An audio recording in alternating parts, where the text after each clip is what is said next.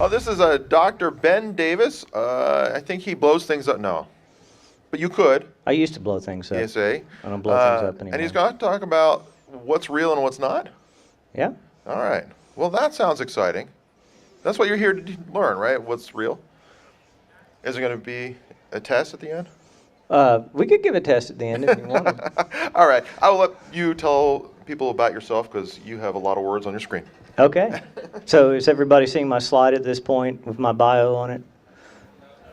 Oh, well, see, I want you guys to see the slides because I worked hard on these slides, and, you know, it makes me kind of sad if you don't get to see them. I have a PhD in nuclear physics and a master's degree in nuclear astrophysics. I do not do any of that anymore. I was college professor for a couple of years, and the way I always talk about that is a couple of years in, I decided that I like scotch. And the $28,000 a year they were paying me to be a professor just wouldn't letting me buy the kind of scotch that I liked. So then I reinvented myself as a software developer, computer programmer, whatever you want to call it. Made a little bit better money then. So now I drink scotch and program computers. And most recently, I have gotten back into industrial control, so I build machines, conveyor systems, and robots, and things like that. So kind of tout myself as sort of the uber technician at these things, and kind of just feel like I can give good guidance on what's real and what's not, hence our talk today. So with that, we'll jump in. Can you see my slide now? Okay. So I'm a skeptic. I bet you can guess what my position on this is going to be.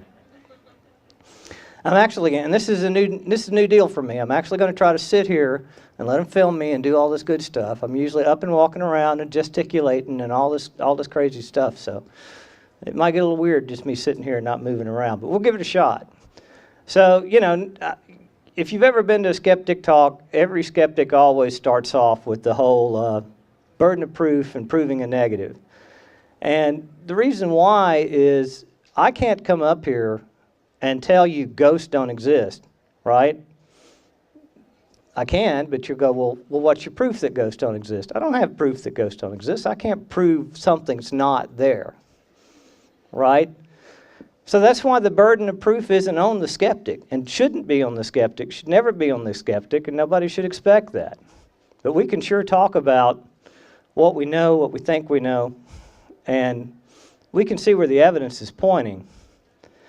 So I'll just read the highlighted section here. In some circumstances, it can be safely assumed that if a certain event had occurred, evidence of it could be discovered by qualified investigators. In such circumstances, it is perfectly reasonable to take the absence of proof of its occurrence as positive proof of its non-occurrence.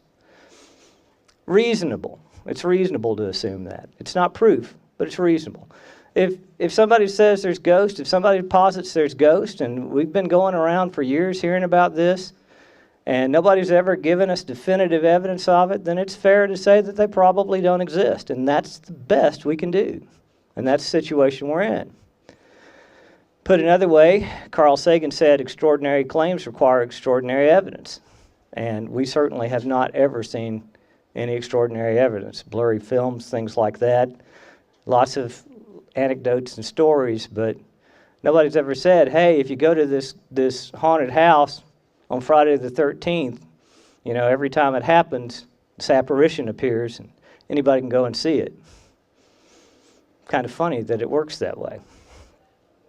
This slide I just love. I have to throw this one up here for a minute.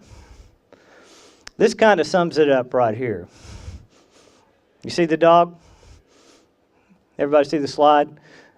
Of course I believe in the power of barking. The only reason I'm alive today is because of barking. Every day a mailman approaches my home, and every day I bark until he leaves. To this day, he still has not brutally murdered my entire family. I have the power of barking to thank for that. I have a dog that absolutely believes this. Right?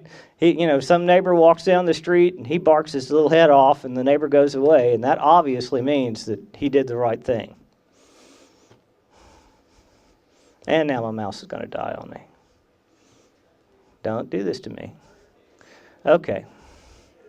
So, what are the pitfalls of mystical thinking? And, put another way, why do we care? Why are we talking about it? It does lead to a lot of mistakes in the way you lead your life, and a lot of things you just can't enjoy life as much if you buy into a bunch of BS. That's my attitude about it. I've heard people say things like the following: there are things that we simply, as mere human beings can't understand. To me, that's a license for ignorance. And I don't think anybody should say, well, we just can't understand it, and therefore I'm not going to try to understand it. If I think happy thoughts, the universe will give me everything I need. No. I spent a lot of years trying to think happy thoughts, and it still didn't get me fed. It still only got me a position as a professor that paid $28,000 a year and didn't bring my happy scotch to me. So I love this quote from Dennis Miller. Just one question here. How come the psychic hotline never told Dionne Warwick that her career was going to hit the wall harder than Mr. Magoo playing High Lie? That's classic. For those of you that aren't quite old enough, she did all those commercials for the psychic hotline, back in the 80s. And that was the last gig she got, so her career did not go well after touting that. So, finally, my observation to add to mystical thinking idea is, mathematically speaking, there's 108 billion people that have ever lived before us. That's just based on your nice exponential curve and 100,000 years of human history. There are 7 billion of us on the planet right now. That means 6.5% of the people that ever lived are alive now. Should it really be that hard with 108 billion ghosts walking around for somebody to have seen one and actually be able to document it clearly that they've seen one? Take a picture, get somebody else to come along, talk to it, whatever. They ought to be all over the place, especially in places like New York, San Francisco, densely populated area. There ought to be more ghosts walking around than there are people walking around. That's just the truth of it. So, be happy, but know that being smart and working hard gets you what you want. And this is a picture of deep space taken by the Hubble telescope. Every dot you see in that picture is a galaxy, not a star, a galaxy. The universe is an interesting enough place all on its own that you don't have to make things up. You don't have to pretend. You don't have to worry about elves and Santa Claus and ghosts and astrology. If you really want to wonder at something, there are plenty of things to wonder at. So the other reason why it matters. In the 1920s, Harry Houdini turned his energies toward debunking self-proclaimed psychics and mediums, a pursuit that would inspire and be followed by later stage magicians. Houdini's training in magic allowed him to expose frauds who had successfully fooled many scientists and academics. James Randi talks about how scientists and academics should pair up with magicians just so that they can get a better sense of how the human mind works and how you can convince yourself that something's true even when it's not. And I think he's right. Back to Harry Houdini, he was a member of the Scientific American Committee that offered a cash prize to any medium who could successfully demonstrate supernatural abilities. None were able to do so, and the prize was never collected. Does that sound familiar? Remember, this is in the 1920s. James Randi is doing the same thing, has been doing the same thing for 30 years, and nobody's been able to claim his $1 million prize either. Houdini chronicled his debunking exploits in a book, A Magician Among the Spirits. These activities cost Houdini the friendship of Sir Arthur Conan Doyle. Doyle was a firm believer in spiritualism during his later years and refused to believe any of Houdini's exploits. Before Houdini died, he and his wife agreed that if Houdini found it possible to communicate after death, he would communicate the message Roosevelt believed, a secret code which they agreed to use. This was a phrase from a play in which Bess performed at a time the couple first met. Bess held yearly seances on Halloween for 10 years after Houdini's death. She did claim to have contact through Arthur Ford in 1929 when Ford conveyed the secret code, but Bess later realized that it had been faked. In 1936, after a last unsuccessful seance on the roof of the Knickerbocker Hotel, she put out the candle that she kept burning beside a photograph of Houdini since his death. In 1943, Bess said that 10 years is long enough to wait for any man. Fair enough. For me, the takeaway here is that Houdini and his beloved wife devoted a great deal of time, emotion, and energy, aka lost friendships, money set aside, heartbroken widow unable to move on, to debunking the mystics almost 100 years ago. We've been here, done that. James Randi and Penn and Teller carry on this tradition even today. Much groundwork has been laid by professional showmen who have shown us time and time again that it's all tricks. How many times does it take to make the case? Now, this was one that jumped out at me when I first started down this road, the Amityville Horror. I'm at that age where, this movie had a very big impact on me. I don't even remember details of it, probably because I blocked it out from my childhood. But I was sitting around watching one of those crazy shows on the Discovery Channel a few years back, and they showed this picture of the demon boy, on the TV, and my wife was out of town. It was 11:30 at night. I was just sitting there by myself, and this picture, this creepy picture of this kid with the glowing eyes comes on the screen. It even freaks me out a little bit, being in the house by myself, and I'm going, that's kind of weird. So when I started researching it, I said, let's start with the Amityville Horror. I didn't know the facts. It's like, what's going on here? Well, this picture is the best evidence they have, and it basically was when the investigators, the psychic investigators, came and set up cameras throughout the house on timers. This was back in the mid-'70s, so people weren't real sophisticated as far as motion sensors and things like that. They just set, time exposure cameras up and would just occasionally snap a picture. And this picture got caught by one of the cameras, supposedly. And the best theory on this is it's actually one of the technicians who was probably setting up a camera when the first camera, snapped off. His name is Paul Bartz. Note the shirt and the hairstyle. This, and the reason the eyes are glowing is because it was done with infrared film. So you're literally seeing the blood flowing through his eyeballs and radiating heat.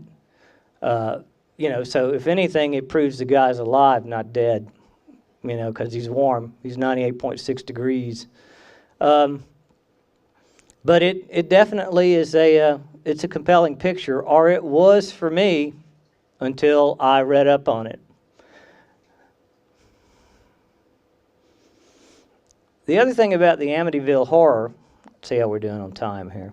We're actually ahead, so we're doing good.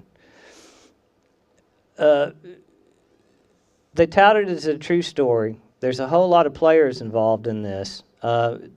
Basically, it started out with this fella going, nuts and killing off his family, and that really did happen. Crazy people do crazy things.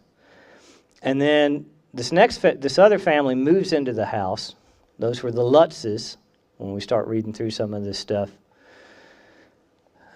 And the dad started having all kinds of crazy visions and things like that, and it would always happen. He'd always wake up at 3:15 in the morning, and he found out later that, that's when the murders occurred, was 3:15 in the morning, and all this crazy stuff. And they wrote a book about it. And it turns out that, I know this is going to be a shocker to everybody, none of it was true. Everybody gasp now. 1, 2, 3. Okay. So, that's good. You guys did that well. All right. So, there was a priest involved.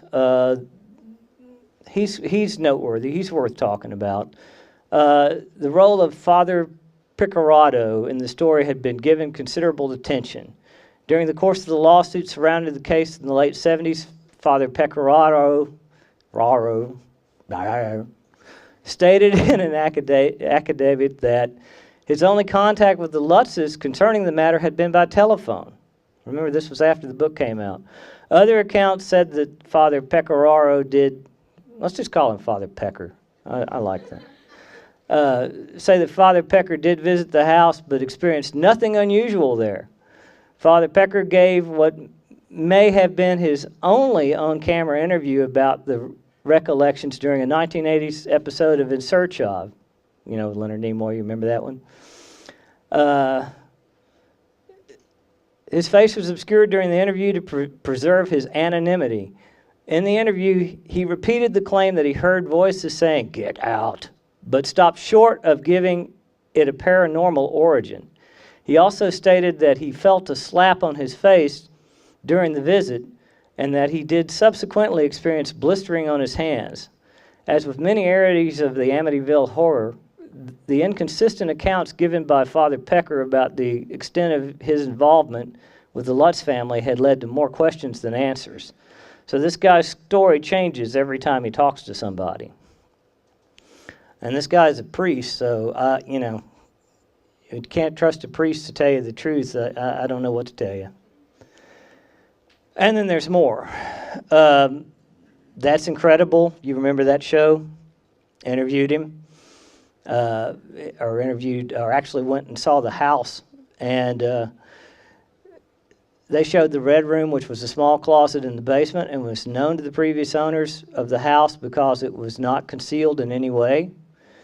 The claim made in Chapter 11 of the book that the house was built on the site where local Shinnecock Indians had once abandoned the mentally ill and the dying was rejected by the local Native American leaders. The claim of cloven hoof prints in the snow on January 1st, 1976 was rejected by other researchers because it hadn't snowed that day. Let's see, where were we? Neighbors reported nothing unusual during the time that the Lutzes were living there. Police officers were depicted visiting the house in the book in the 1979 film, but records show that the Lutzes never called the police during the period in question, in which they were living on Ocean Avenue. There was no bar in Amityville called the Witch's Brew at the time, which is another factual error in the book.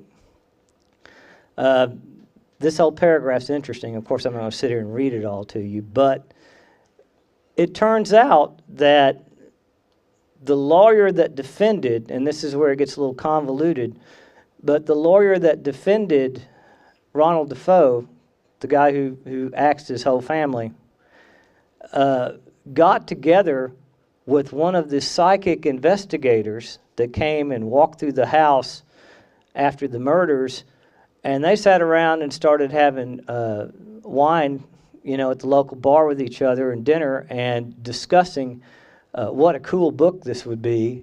And they kind of wrote the book over dinner, over several dinners. And lawsuits ensued when certain people came out and said, this is bullshit. This is not the way it happened. And other people were like, no, this is the way it happened. You can't tell me I'm lying in my book. So all kinds of lawsuits and stuff like that. Finally, you get down to the next highlighted section where, some of these lawsuits are finally being dismissed, and you get something like Judge Weinstein dismissed the Lutz's claim and observed in his ruling, this is quotes, "Based on what I've heard, it appears to me that to a large extent, the book is a work of fiction, relying in large part upon the suggestions of Mr. Weber." Mr. Weber was the lawyer that defended the axe murderer, or whatever he was. In the September 17, 1979 issue of People magazine, William Weber wrote, "I know this book is a hoax. We created this horror story over many bottles of wine."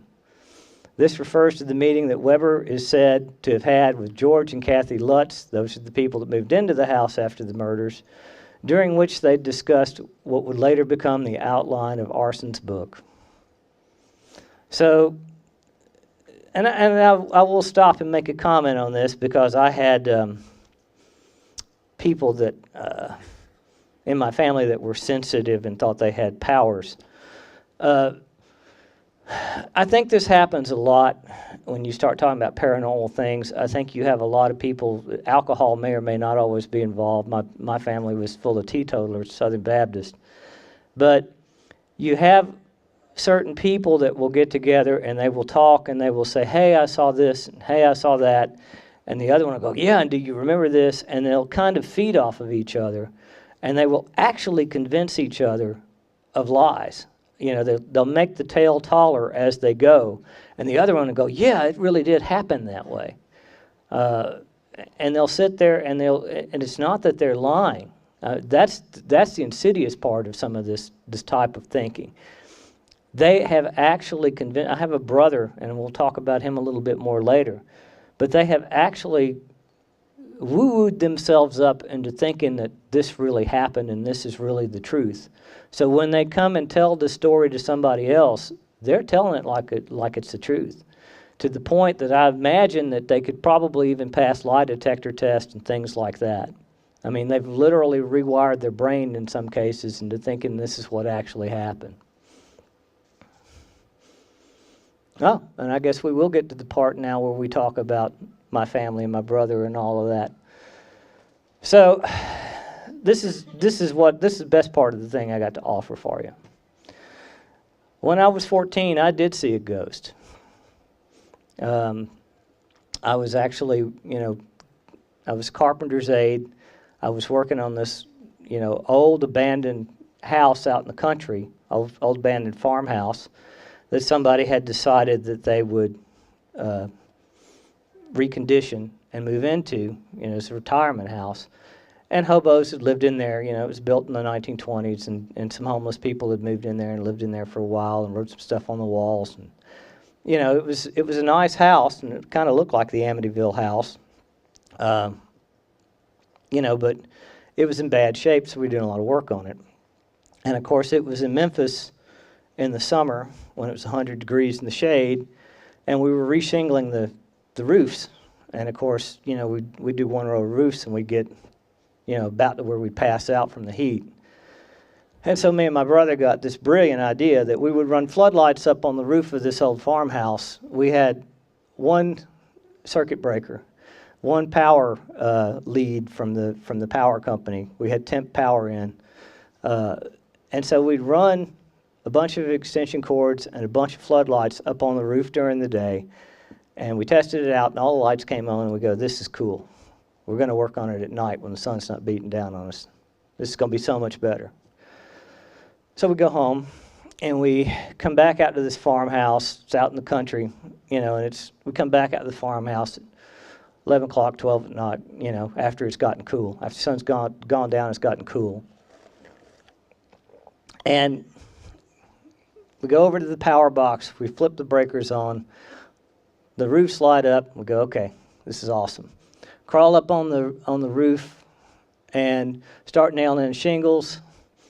We're maybe 5 minutes into this, and circuit breaker clicks and all the lights go out.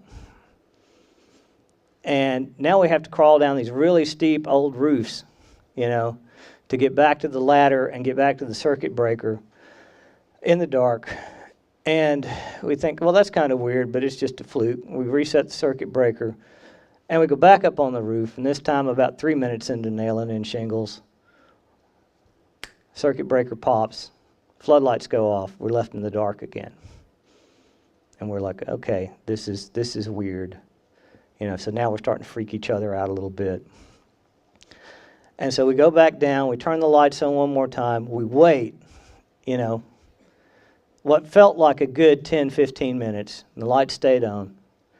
And then we get back up on the roof, and sure enough, they go out again, almost just as soon as we get started again. So it's like, that's it, we're not doing this. So we turn the circuit breaker on, climb back down in the dark, turn the circuit breaker on, and we we've decided this is way before cell phones, so we decided that we're going to walk down the road and call my brother's wife and have her come out in the country and pick us up because we're done for the night. And we get back around to the front of the house to pick up our tools or whatever, and I see in the front doorway a shadow of a man in a top hat just standing there. And of course, I freeze up, I turn white, my brother looks at me and he's like, what's going on? He turns around and he sees it, and he freaks out. And he starts to take off running. Now, I wasn't particularly brave when I was 14 years old. I don't know that I'm particularly brave right now, so I was just kind of frozen. And I couldn't do anything for just a couple of seconds, but in that couple of seconds, my higher brain kicked in and said, that's a really convincing shadow, but it hasn't moved, it hasn't spoke, it hasn't done anything in the last 2 or 3 seconds that I've been standing here staring at it. This has obviously got to be some sort of trick of light or something. And so I finally take a deep breath. I finally calm down a little bit. And I say, what's going on here? Finally call my brother, who's 9 years older than me, tell him to get his ass back up the road and come look at it with me and stop being such a wimp. And, what we had done is we had set a light bulb in the windowsill in the front of the house. There were stairs that led up to the second level right in the front door, and there was a banister that, had the railing for the stairwell, and it had this wonderful old crown molding on it. And this light was a single point of light, and it was casting the shadow of this banister up against the wall, up against the white wall, and it looked perfectly, that crown molding looked perfectly like a top hat across the top, a little brim, and then, some eyes, a little eye socket, and a nose, and some lips, all cast against the wall. But it was just a light, and it was just a shadow. And it was nothing but our brains trying to assign pattern recognition to that crown molding on that wall. Now, that should be the end of the story, right?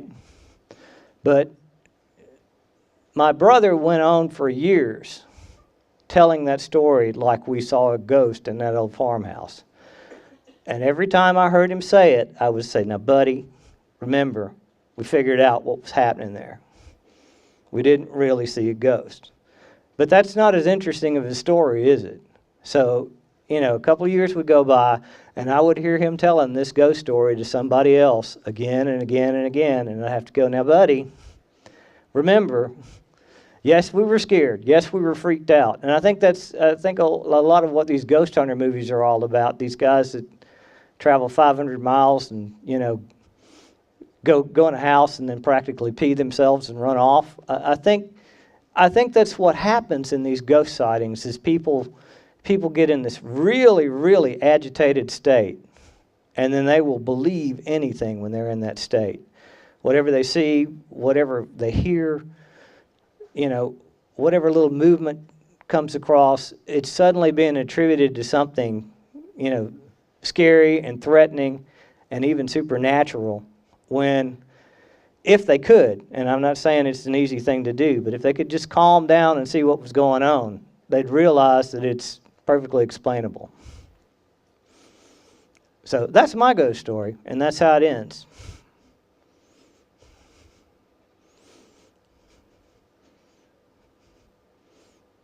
So now let's see what else we got to talk about. We're still doing good on time. So astrology. Hopefully, nobody in this room really buys into astrology anymore. I ganked a bunch of stuff off the internet, obviously. And it really boils down to the fact, like we discussed when I took astronomy back in 1986 or whenever it was, that if the premise here is that the stars and the position of the stars in the sky has some sort of effect on you when you're born and affects your personality, All it takes is a large garbage truck to, drive by the hospital at the moment of your birth, and you're screwed up for life. Because the gravity from that garbage truck is going to have a greater pull on you than any star in the sky. So, it's kind of like, it's amazing that we would still have to talk about this. It's amazing that every major newspaper still carries, an astrology section, here in 2014, but that's it. And as long as it's fun and people are having fun with it and nobody expects to be taken seriously, I guess I'm okay with it. But, there is no force, that has to do with the stars in the sky or even where the Earth is on its orbit at any particular moment in time that's going to impact your personality. And it's damn sure not going to tell you how your day is going to go 30 years later, even if it did. Psychics! Psychics are great. I didn't do a lot of time and research on psychics, and I didn't need to. Most of this stuff came to me within a year of when I started doing paranormal talks and skeptics versus believers panels at the cons. People would get on my Facebook and say, "Hey, did you hear about this?" And sure enough, here we are. You think psychics are never proven wrong? They're proven wrong constantly. That just doesn't make the news. And they're proven wrong even back in the late 70s. In this case on the right, where you've got Doris Stokes, who was apparently a very, very famous psychic in Great Britain.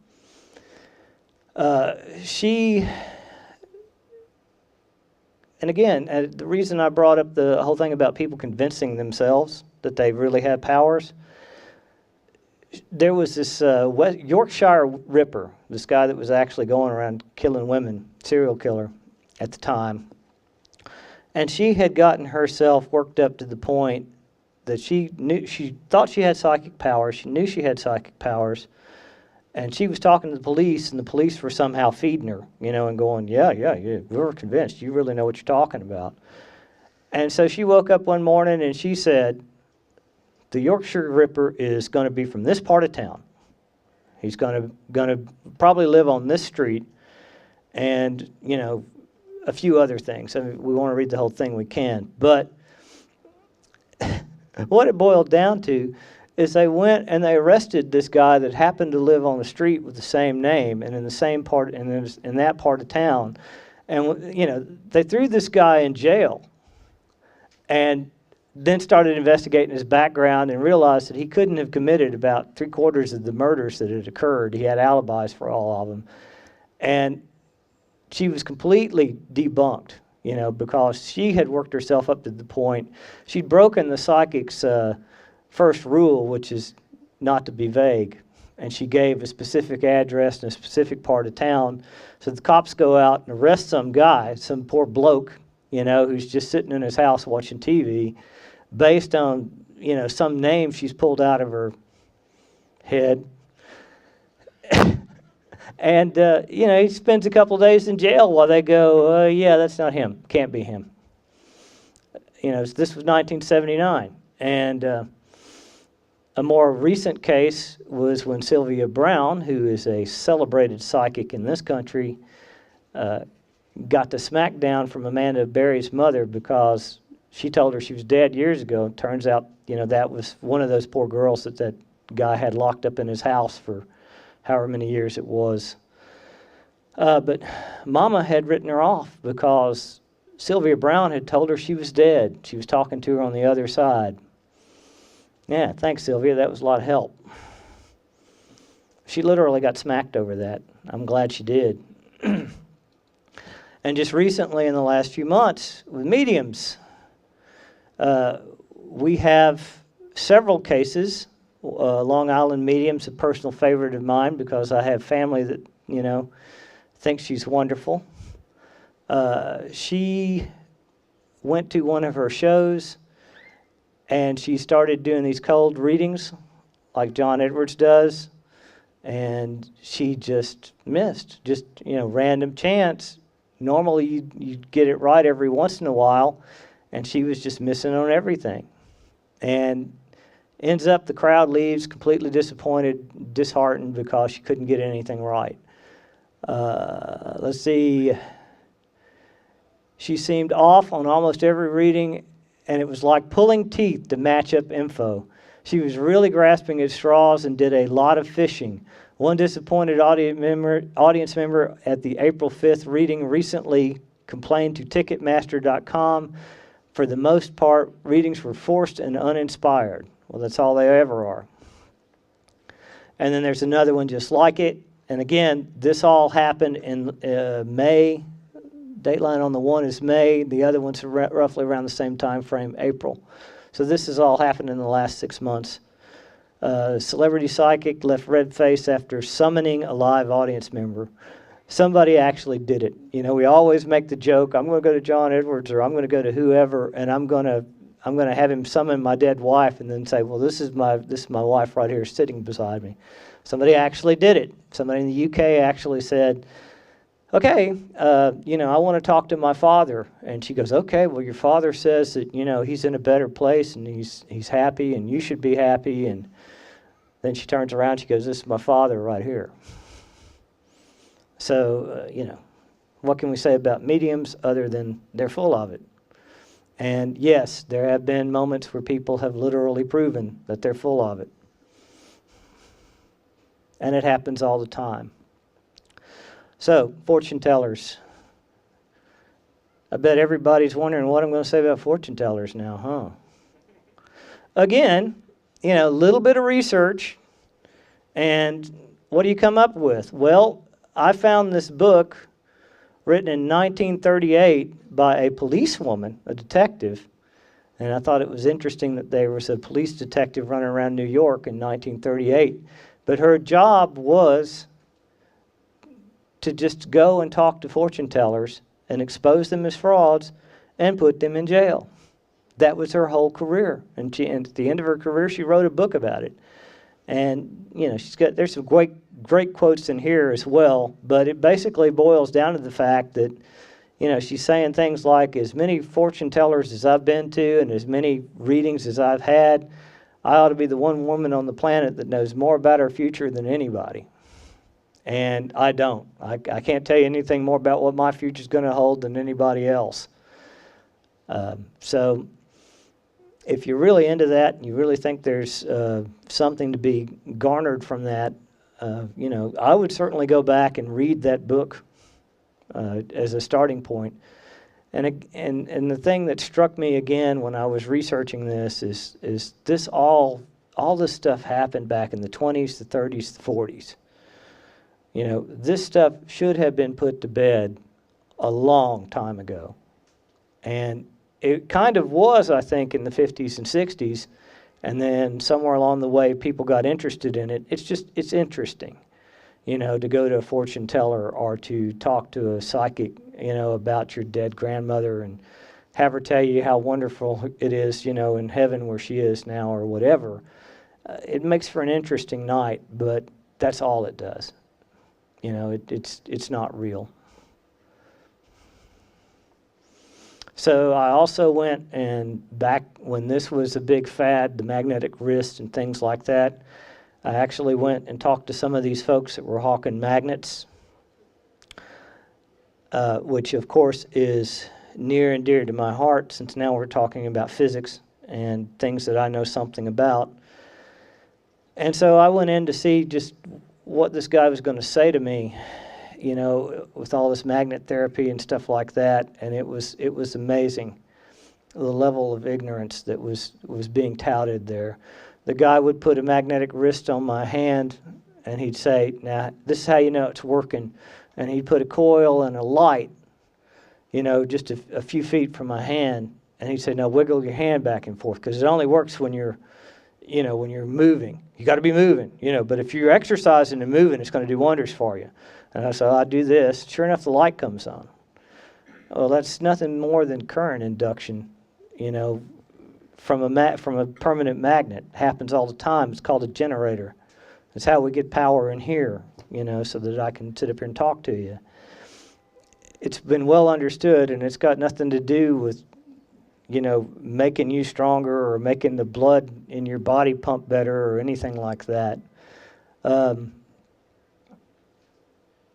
There was a quote I had in here. I did not highlight it, but it was cute because it was talking about the NMR machines or MRI machines that they use in the hospitals. They used to be called nuclear magnetic resonance, then nuclear became a bad word, so they made it MRI. It's the same machine.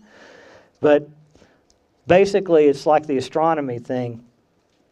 If you could change the way your blood flowed or improve the hemoglobin in your blood or the iron in your blood by wearing a magnetic bracelet, you know, and again, the theory is that the magnets pull the iron out of your blood into the places you need it most, that kind of thing.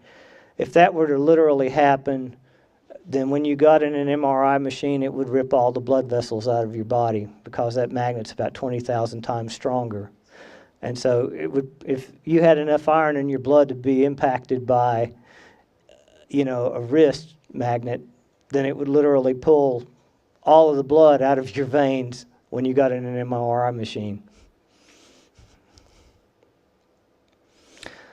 So we're getting near the end, and I deliberately ran ahead just a bit in case we had questions and we wanted to talk about something in particular. But this is probably the best proof in trying to prove a negative that I can provide. I have now been doing this for 3 or 4 years at this point. And I have talked to some of these psychics, some of these ghost hunters, some of these mediums, some of them right here at Dragon Con. And I have said, look, guys, I'm a scientist. You know, and they've made comments like, you know, nobody takes us seriously. We just can't get accepted by the scientific community. So here's what I offer. Here's what I bring to the table in this particular discourse. Is I say, look, guys, I'm a scientist. If you prove to me that you see something that's paranormal, something that's different, something that can't be explained already by what science knows, I will be your best defender. I will go, I will document it, I will write the papers, I will talk to the scientific community. I will do everything for you as an accepted scientist if all you really need is acceptance. And so I have all of these business cards that I had printed up when I was between jobs, and I started handing them out about 3 years ago to all these psychics, to all these investigators. And I said, if you find anything, I will get in the car. I don't care if it's in Charlotte. I don't care if it's in Atlanta. I'll get in the car and I'll spend the night in a haunted house with you, whatever. You got something you can show me, I'll go with you. Anybody want to guess how many people have taken me up on the offer? 0 is absolutely correct. It's not hard to count. It has never happened. You know, and I've been asked things like, well, what if it's just a cold spot in the room that you can't explain or something like that? And I've said, yeah. If it's anything, if you really do think that it's something that doesn't have a legitimate explanation, then I will go and investigate it with you. And if I can't explain it, we'll start talking about it. And nobody has answered that challenge. So, what other conclusion should I draw other than the one that I have, which is that it's all bunk? And then there's a little extra slide that I threw in there about James Randi, who's been offering $1 million for God knows how long. You know, I'd say at least 20 years. He ups the price. I think it started, you know, at 150 or 200,000, you know, back in the 80s when $150,000 was still real money. But he's now up to $1 million on his challenge, that if anybody can show him, you know, some sort of psychic ability, Ben Spoons, whatever, and he can't disprove it, he'll write you $1 million check. The trick and the thing about James Randi is he's an ex-magician.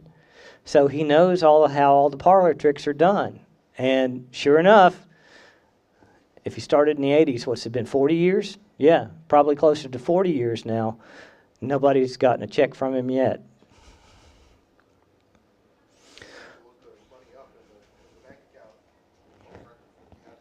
Oh, yeah. Yeah. So, conclusions. You know, the sad thing for me is that most of this stuff is so easily debunked with just a little research. You know, it's sad because so many people believe it, and if they believed it, you would think they would take 5 minutes in this day of the internet and Google to actually go and take the skeptic's point of view and see what other people have to say about it, and they obviously don't. Or if they do, they don't believe what they're hearing. I didn't cherry pick any of the examples used in this presentation. I simply started with topics that jumped out at me as interesting and followed up with just a little bit of digging. Even with the burden of proving a negative, the job didn't seem to be all that hard. There's a great deal of misinformation in the world. In the end, most people just believe the things they want to believe. And that's the sad thing. We probably all need to learn to think a little bit more critically. So with that, I added this cute little meme at the top where it says, "Life is hard. It's harder if you're stupid." John Wayne. It's got a nice little picture of John Wayne. And then, I don't know, something just hit me kind of funny when I put that meme on there. And I found this. That line is from the 1973 film, The Friends of Eddie Coyle. The star of the film is Robert Mitchum, and he didn't deliver this line. Some bit character delivered the line. John Wayne wasn't even in it. So we all...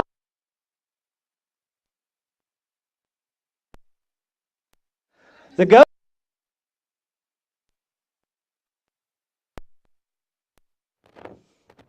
Anyway, yeah, hey, look, it's a short in the mic. Oh, geez, it's not a ghost. I should have just said it was a ghost and been happy. But, yeah, maybe the ghost caused the short, that's it. You know, so we all believe the stuff we want to believe. You know, I was perfectly happy thinking that John Wayne said that. Sure enough, he hadn't. And that's it. I will take questions at this point. I've actually got us down to 3 minutes just from ranting and raving. So I'll sit here and look at you for 3 minutes and maybe do a little dance, or we can just call it a day. Yes, sir. If you would step up to the mic, that'd be great. That way they can get it on the... deceive you and fake something that you then debunked. You know, that's the thing, is I do tend to believe, in spite of the fact that I sound so skeptical, I do tend to believe that most people are good and honest people. And no one has ever tried to pull the wool over my eyes. Nobody's been dumb enough to try that, because I might actually smack them upside the head if they were going to do that. So no, I can honestly say that. I can give them props for that.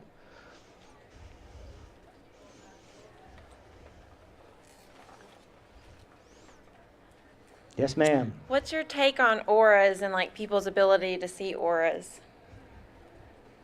That's 2 questions. It's combined. I mean, I've seen is it called the cuneiform lighting, where they actually can put your hand in an electric field, a film that's got an electric field on it, and you can actually see the sparks, you know, that's coming out of your energized skin into the grounded film. So I know that that's a real thing. And again, I don't think there's anything mystical about that. You know, I think that's just basic electronics, basic electricity even. So do you have some kind of an aura under those circumstances? You know, when you're hooked up to a 20,000 volt generator, low current generator, and you're putting it on a grounded putting your hand on a grounded piece of film. Yeah, you've got an aura in that sense. I have to say that if somebody is actually walking around seeing auras, I can't imagine how that could work in terms of wavelength of light, thermal radiation.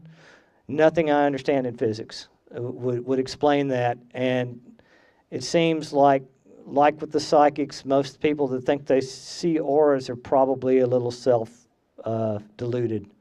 So, no, I don't think anybody can see auras, and I don't know that we've really got any auras in the sense that, you know, If I'm on an old, crusty 50-year-old guy, I've got a red aura, and if I'm a happy young person, then I've got a blue aura or some kind of crap like that. I don't see any explanation for that. Anybody else? Well, we're right on time then. Thank you.